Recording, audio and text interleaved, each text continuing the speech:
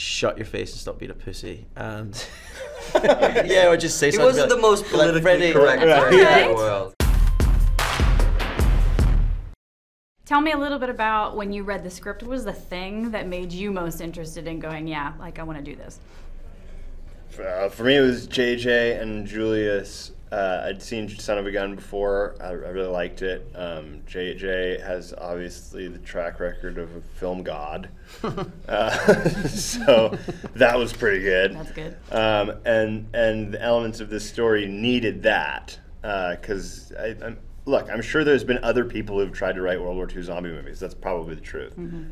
So when you read it, you're like, well, it's really about execution and the way it's going to come down to that, and if I think I can pull it off and help them do it and help them do it the way they'd like to see it. So really it was me going, I'm putting my trust in them.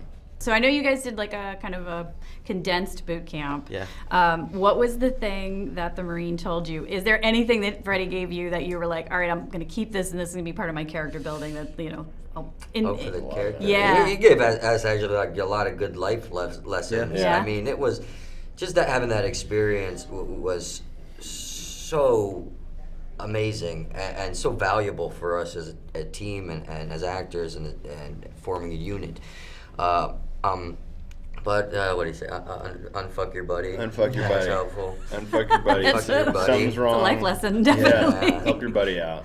Unfuck your buddy. Another one for us, I think, specifically was, it's not just about the actual battle when you're fighting. It's the fact that you have all the stuff you have to do beforehand. Getting there, all the stuff you're wearing, probing for mines isn't just like in real life. It's like you could be there for a day and a half, no idea where a mine is, and just the mental state that you're in is, I don't think you can actually truly understand it, obviously, unless you did it. He also said something really profound to me one time when we were there, where he just said, shut your face and stop being a pussy. And Did he say that too?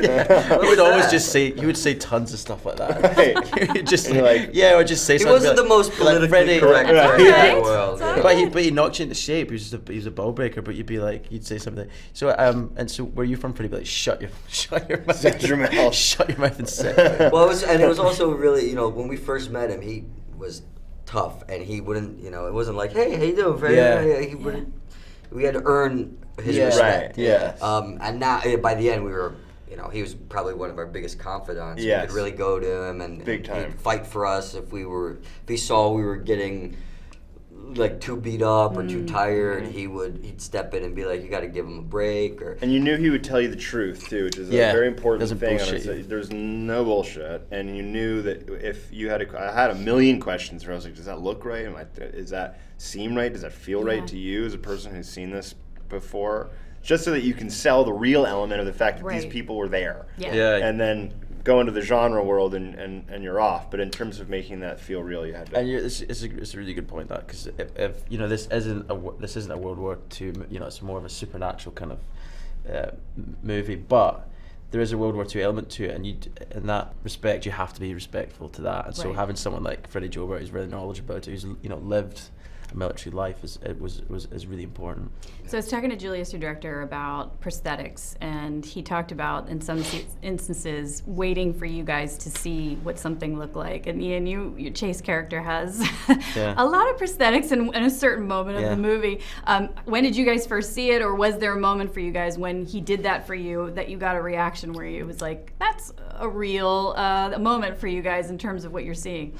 Seeing him on set with that thing, it was like, whoa, amazing. I even have to say, they do this thing where they'll take a cast of your body and then so there's just a thin layer on top of me with bullet holes in it for that scene. And I remember very specifically they put it on, and they said they've experienced before with other actors, but I got really queasy because you was touching it, and for some reason it wasn't sore, but it just, for all intents and purposes, when it was on me, I just felt like my body. It was so bizarre. It was like someone had numbed my skin.